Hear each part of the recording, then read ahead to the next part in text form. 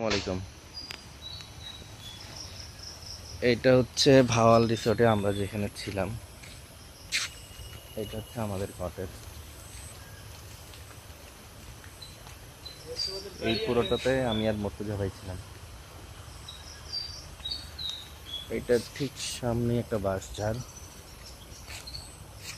তারপর হচ্ছে এখানে হেলিপ্যাড, ভলিবল খেলার জায়গা আছে, র্যাকেট খেলার।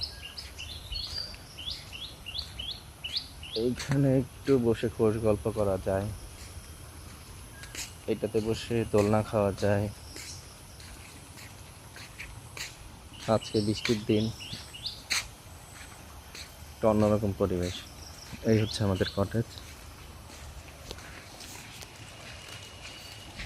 ভালোই লাগতেছে, অবশ্য ঘুমটা ভালো হয়েছে।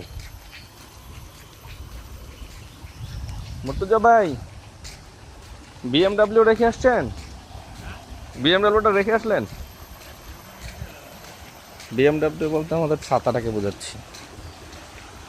ছাতাতে এমন বড় বড় বিএমডাব্লিউ লেখা, এই জন্য এটাকে বিএমডাব্লিউ রাখি। থ্যাংক ইউ, সালাম আলাইকুম।